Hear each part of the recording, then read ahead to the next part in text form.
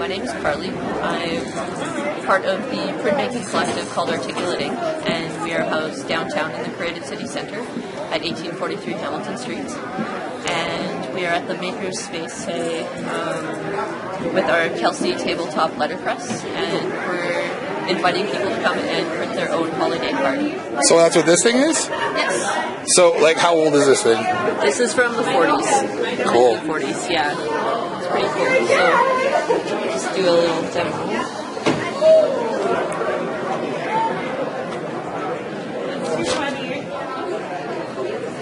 So do you guys have to make the plates and stuff too, or is it just like... Each letter is individual.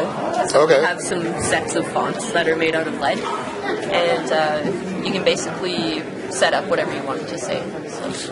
So what about like the Christmas trees and stuff? Was that like a pre-built thing, or did you guys have to do that too? That's a pre-built thing. Yeah, we got some of our equipment from Phil Ambrosi, who's an old printer in the city. So we bought some stuff from him, like this other image with the piano as well. So. Cool. Yeah. So basically, you press down, and the rollers ink the type, and they come up and they ink themselves on the ink disc. Oh, okay. And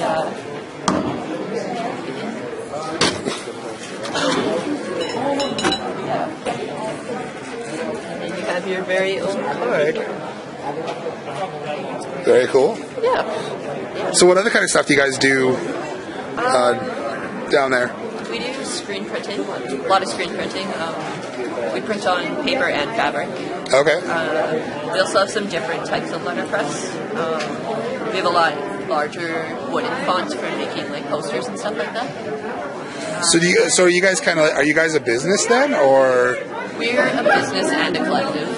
What's the difference? What's a collective? A collective is we invite artists to come into our studio and they can rent space from us and work out of our space. Okay. But we also have a business side of things that we do commissions for people. We do a lot of band t-shirts. We do hoodies, bags for different businesses and stuff like that. So who are you guys and what do you guys do? So we're Talkapalooza. We're a small anime convention here in the city. Okay. When is the convention? So it's April 11th and 12th, 2015. How many people do you guys have coming down to it? Like, are you guys pretty new? No, we've been around this will be our 5th year running. Okay. We had, last year we had almost 200 come out. Very cool. So do you guys bring other people in from, like booths and stuff, or like how does it work? Yeah, we've got vendors that come from all over the places, different things. We're not quite there to get voice actors and stuff in yet, but that's the goal. Very cool. I see you guys got some Zelda stuff going on and Zelda costumes over here. So do you guys make stuff too, or like what's? Tell me more. Yeah, so a lot of cosplayers will sometimes they'll take a bot costume like I did here, and they'll make it more accurate. Like I had to add the belt and make it white. I've made the headdress myself. I've done this one here. This is I made myself. And what's that one for? This is Sally from Nightmare Before Christmas. Okay, yeah, awesome. That was one of my first cosplays. Okay. So, what do you want to tell people? Tell them to come out? And yeah, definitely come out. It's a fun weekend. We welcome fandoms from all over, in comic books and anime. So that's what otaku means, is fan. Okay. Awesome. Yeah, it's a bit much. Bring that caution there. So how do you guys compare it to, say, something like the Fan Expo that came through? That's a company that runs that one. Yep. So we'd be more similar to Anime North, right? So are you guys like I'm going to say non-profit, or just kind of like a group? Fan okay. Convention. Okay, cool. Very cool. I'll scan this stuff. All right, awesome. Thank you very much. I'm James Evans. I'm with Crash Bang Labs, or the local community makerspace here. We are a organization based out of downtown where members are encouraged to build anything and everything. All right. What kind of stuff are you guys building? Like what kind of stuff are members building? Members tend to be building either electronics, woodworking. We've got some people who work with textiles. We've got some other people who are computer programmers. So really it tends to be every sort of project out there. So long as it's homemade, they tend to do it. Okay. Yeah. What kind of stuff do you guys have at your booth here today? At the booth we have the 3D printer. This is an earlier model of 3D printer, which we keep at the space, used for printing items out of plastic. Okay. Got the little robot arm there. That was a little kit that one of us put together, and just something fun to play around with. Who? Useless machine. The useless here. machine. These are one of my favorites. Yeah, we were talking about this yesterday, and you guys have a laser printer at the space too, right? That is correct. And or a laser cutter, and you guys, I was told that you guys cut this out yesterday, or you guys cut this out at the shop too, right? It was cut out with the laser cutter, which is at the shop. It was actually cut out just prior to it getting donated to us by a frivolous engineer. Like you do these for actual kids programs. So it was actually constructed with that laser just slightly before we... But a member could do something like this, yes. right? Down Yes. there? Yeah. Awesome. Because this was actually done with the same one that we have. Right.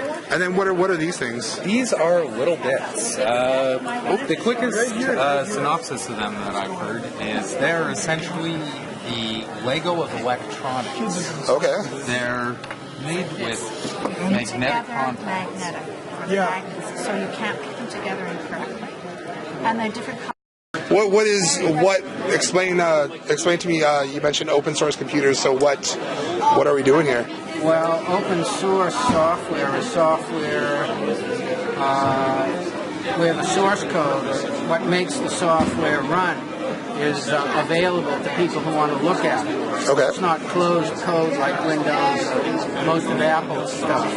So how does that apply to open source computers? Well, it applies in the sense that you have an operating system that's almost entirely open source. Okay. In other words, there's not any part of it that can't be scrutinized by anyone who wants to develop it. And it's freely shared.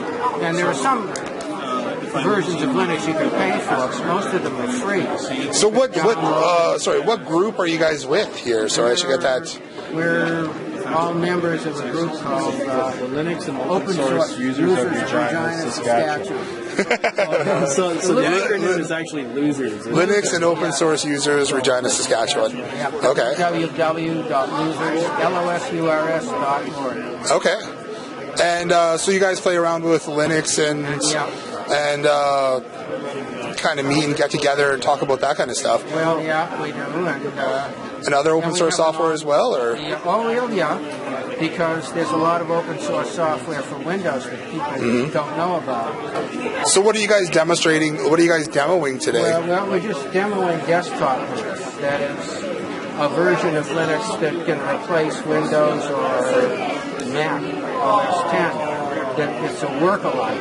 They're not identical, but they do most of the same things. Anything you can do in Windows or Mac, well, maybe not everything, but so many things you can do in Linux.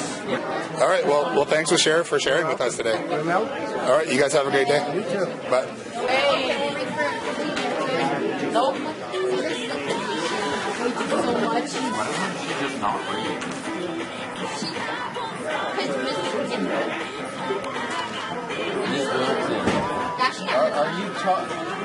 Are we sure we're talking about the same person?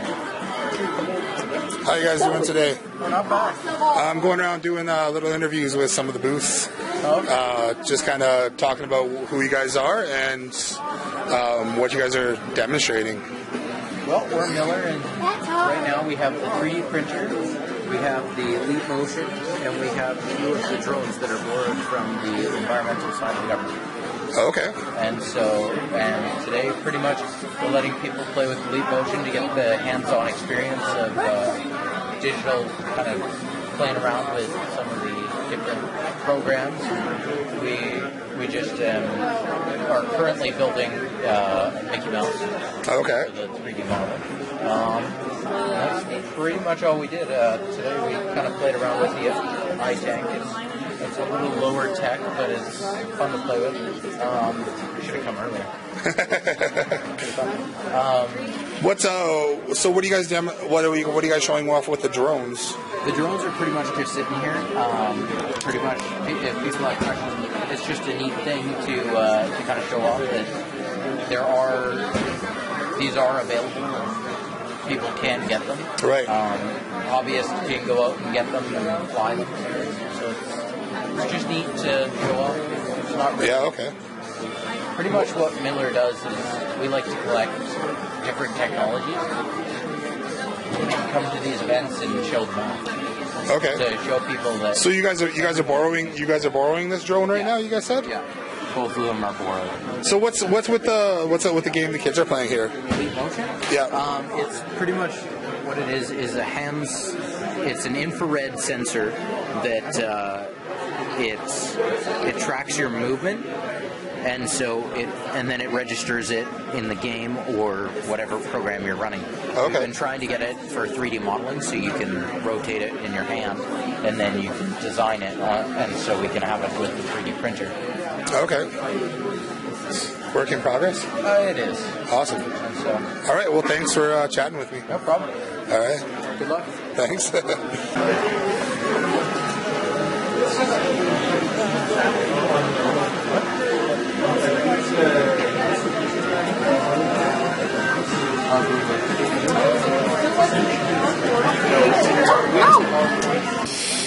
Just, I guess, tell me who you guys are and what you guys are doing. Okay, so my name's Rochelle, and we're here from the Saskatchewan Science Center. And today we brought our Kinects with us just to make pretty much whatever. We've had a lot of different things going on with that. And then we also brought our Lego robots, which are happening Oh, okay. right now, actually. So. We'll go check those out in a bit. So what can people do with the Kinects? It's meant to build, and so you can build pretty much whatever you want. We've had everything from bridges and hot air balloons and skyscrapers and teepees and it made me a sideways mohawk today. And so the sky's the limit. What happened to the Ferris wheel and everything you guys had set up yesterday? Oh. Just took it apart, like within the last hour, just because we have to put all the pieces away. Eventually clean up here. Yeah. Yeah. Okay. That's very cool. Yeah. I think we talked yesterday, and the Kinects part is my favorite part of the Science Center. Yeah, we have lots of it on the floor. It's always a popular destination. Awesome. All right. Well, thanks for chatting with me. Yeah. This is really cool. All right, so my name is Marissa, and I'm from the Saskatchewan Science Center, and we're building Lego Mindstorm robots. What are Lego Mindstorm robots? They are awesome Lego pieces. They're a little different, and they have this. I don't know where the piece went. Right there. One of these things, right? Yeah, one of these pieces. It's like the brain of the robot. So they'll actually move around and do different things. They have sensors that react to light or they react to sound, and they will do all sorts of fun things. So how is it easier for everyone to build these? Fairly easy if you have a grasp on Lego, a little bit of Lego. If not, they're still easy to follow. The instructions are pretty. They're all pictures. And I mean, you can buy these kits with all the stuff in them, right? Yeah. Are these the actual kits that they come in? Yeah, these are actual kits. Yeah. Cool. They come in. They have a new version now. This is an older version. Okay, and is everyone building the same thing, or is there different They're all ones? building the same thing. It'll look like, except for the arm, it'll look like this. Okay, and what does that little robot do?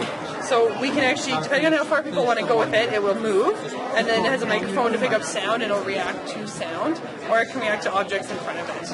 Okay, very cool. And then do they have to program them too, or? Yes, they do. So we have a little bit of programming involved. They can program about 5 steps, and then it'll react to that. Very cool. All right, well, thanks for sharing with us. Thank you. We're Curbside Games, and we have a video game trailer that we brought to Regina. It's got 4 TVs inside, 4 Xbox 360s, 3 Wii U's, a Wii, PS3, Xbox One, and we have sort of all the latest popular multiplayer games. So what do you guys do? You guys like go around to parties and events then, or? Yeah, people call us up and we bring the trailer right to their front door. So there's no setting up for them. The kids just come in the trailer for the parties, or for the adults if they want to come in.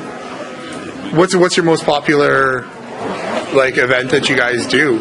Right now it is birthday parties for children. That's been our most popular so far. But we have done like corporate picnics, block parties.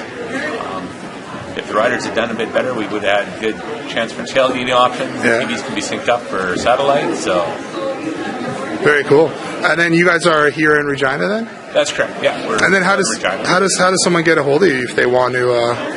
They can either just give us a call at 580-4263 or visit our website, curbsidegames.net. Okay, cool. And then, so is this one of your guys' systems right here that you guys have set up then, or? The gaming console's ours. The TVs are courtesy of the public library, since all our TVs are normally fixed mounted into the trailer. So okay, so yeah, I took some video of the inside the trailer there earlier. It looks really cool. You guys can do adult parties too, and can you guys do like liquor or like if you want to do that? If we're parked on somebody's property, the alcohol is not an issue. Okay. I just know my party I would like to have a few drinks or watching football. If we are parked on the street, then it does have to go through the liquor board and registration through them. Okay. To get licensed. But no, as long as the drinks are in a spill-proof container of some sort, or just not the solo cups. Yeah. How long have you guys been around for? Just over a year, but it was in March at the What Women Want show that we brought the trailer out to sort of the mass audience, so that people can see what the trailer is about. Seeing inside the trailer is sort of the best way to. That's good, and thanks so much for chatting with me. All right, thank you. And hello, everybody. I'm Phil Ursulescu. I'm from Saskatchewan Polytechnic. I represent. I'm in the machinist program. I'm an instructor there. And what we're actually the booth here is all about is letting people know what a machinist will do. The machinist will essentially build a part, take from raw material to the finished project. All the projects on this table here, students have actually built. The table's a little bit of a mess because we've got other stuff on here. We operate a lot of manual drills, mills, saws, but then just like everything else, computers have got involved. So we actually have a simulator here where we actually simulate, where the students can learn how to simulate a program before they actually run the program. And then we've also, the library has been gracious enough to let us roll into an actual working computer-controlled mill. This one's going to get screen up here. So essentially, we're making the Star Trek logo. So this is a subtractive machine, so it starts out with a solid block. And you guys can start off with other stuff like metal and everything like that as well, right? It doesn't have to be wax. Here we're in the library, so we can get away with wax. But in the real world, we could make that out of some very, very hard to machine steels. So this could actually be used as a press to punch into that imprint into the work. Okay. Cool. And then you guys are through Sask Polytechnic, you said, right? Sask Polytechnic. You can get all this training here in town. So how do people get in touch or get involved? Get involved to get. You can call the front desk at Sask Polytechnic, and they get a hold of the student recruitment advisor, and they can come in, or they can call right at and just ask for the program, the machinist program, and you can take a tour. Very cool. All right, thank you very much. Thank you. That's awesome. Hi, I'm Jen, and I teach the knitting. Sorry, I teach. Okay, no, yeah. Where do you guys? Yeah. Where do you teach knitting? I teach the knitting. I just teach knitting. Okay, do you just like you guys aren't part of you guys aren't a business or a club or anything like that? I'm an artist. And, oh, okay. And yarn is the basis of my practice, and so interacting with the community is also part of my practice. And so this is like the building blocks of my own work to just teach people and experience stuff. Okay, awesome. Yeah. how do people get in touch with you? How do you teach knitting? Like, where do you teach it? Like, do people like just contact you to learn how to knit, or? Kind of. It's kind of like a networky word of mouth. I volunteer too. And, so do people, like, you go into people's home and show them how to knit, or? Public space, yeah. Okay. Yeah, so like it's coffee shops or libraries. Do you hold little groups then, or? Kind of. Well, just like at events, like at Folk Fest, I teach people how to knit. Okay. Yeah, and then so people will learn how to knit, and then we'll take the needles and go watch a thing, and then come back. And so that's really fun. And, I've also integrated knitting in with street art festivals. Okay. I did a street art festival in Saskatoon that had a knit in, which was really cool. How do people get in touch with you or find out more about where they can learn to knit, or how they can learn to knit? I've kind of made connections with several organizations. Okay. So it's mostly just through different organizations that they've been, like through Commonweal or the library. Okay. Very cool. And you guys are just, what are you guys making today? We're pretty much just learning the basics, the building blocks, and so a lot of people are coming away with bracelets or bookmarks, dishcloths, but just learning like the basic garter stitch, because that's like the building blocks. Okay. They can build cooler things like scarves or things. Do you have, like, do you sell your arts then, or your? Not yet. Okay. It's too big. That's actually one of the pieces.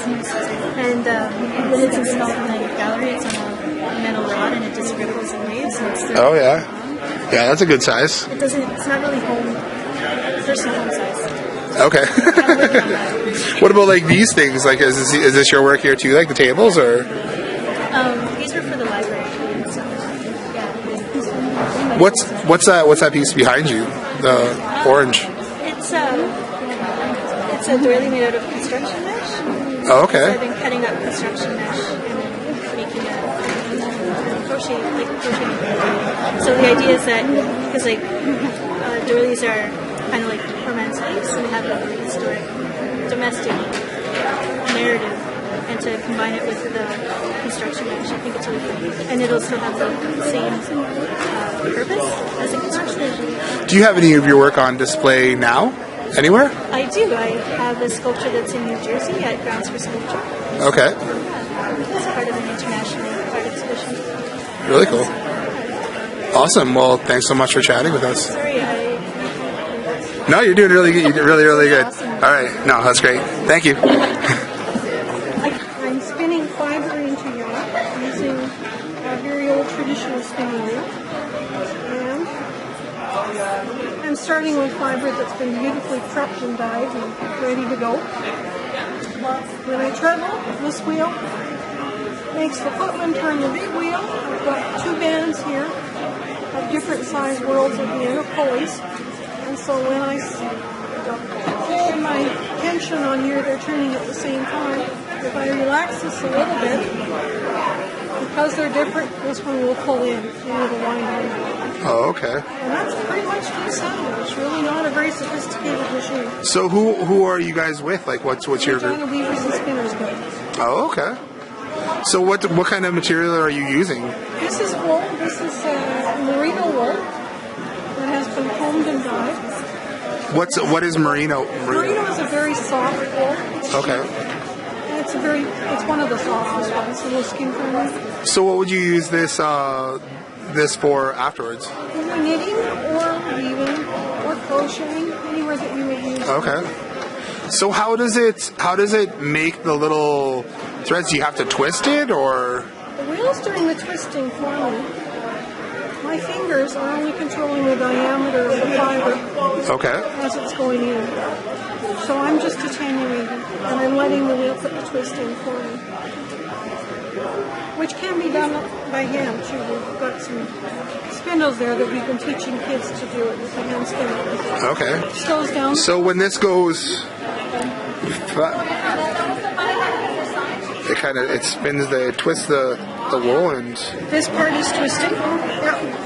Because this is making it go around. So what do the hooks do? That just allows me to even let the loading of the fiber.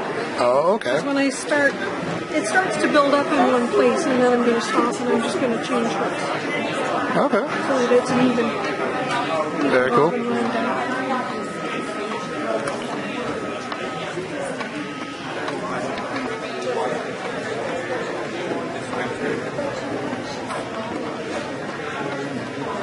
And there are ways around hooks too. This little electric spinner. Oh, okay. Electronic spinner has a rolling winder which does level wind. So when it operates,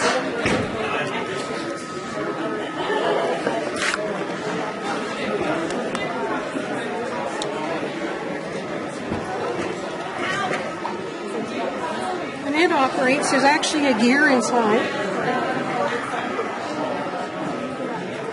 There's gears, and it just drives a ratchet, so it loads it for you. You don't even have to stop to change what's on that one.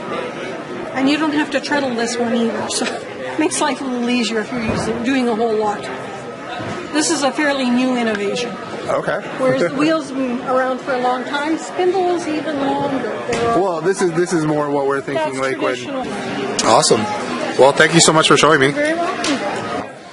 Okay, this is Jason from Think Big Studios. We're here at Makerspace Convention with the Regina Public Library. We've got our booth set up, which is we're kind of playing around with green screen, doing some really fun and creative stuff. We're subtracting the green out of the background, and then watching our video, you can see when I put my hand in front, you don't see the green, and try to grab that guy. It's a good time. We're having a lot of fun with little kids, and no kids at our booth right now, but you can see I'm attempting to do it. So, hey, who are you and what's going on? Think Big Studios. We came here to this Makerspace 2014, I guess, at the Regina Public Library. We set up a green screen, and we're letting kids kind of mess around and play with the screen and tiger jumping around. But yeah, it's been good. It's been a busy day, so I think it's been fun. So how does the green screen thing work? If I stand over here and I can see my belly on the TV. So we can subtract. Yeah, we subtract the green color from the background and put whatever color or background we want behind you, and that way you stand out in front of it. That's basically the premise of it, without getting too detailed into it. So this is a lot of stuff like they do in the movies. Yes, the movies are more commonly the weatherman. The weatherman, we got a lot of that today. It's raining today. Yeah. If you look over to my right, you'll see a bunch of dancing lions. It's very snowy outside too, in my Arctic cabin. And then so it's easy to can you change the background?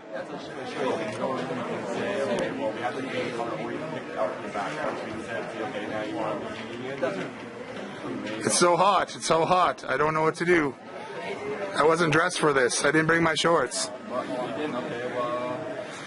I would like to be a rock star, please. Oh, I don't know what happened to our guitar. Look at the camera right here. There you go, I got some shades on because it's so hot out. Oh, yeah.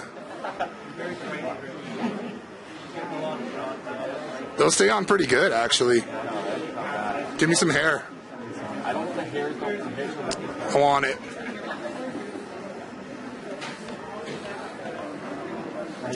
I have some luscious locks.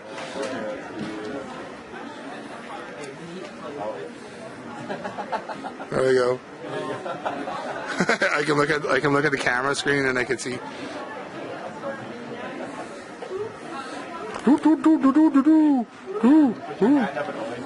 Oh yeah, I know. I gotta adjust it back on my head.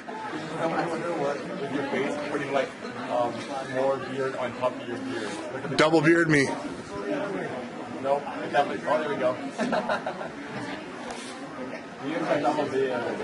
I have so many beards, but I do look like Captain Morgan, so that's all that matters. I'm gonna go drink some Spice Rum. Oh, I feel majestic. Give me the princess background.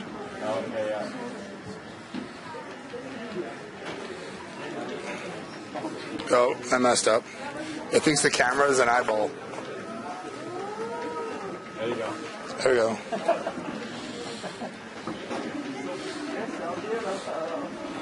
I need a pumpkin. Where's the pumpkin? There's no pumpkins. Is there pumpkin? There is pumpkin under objects. Hook me up.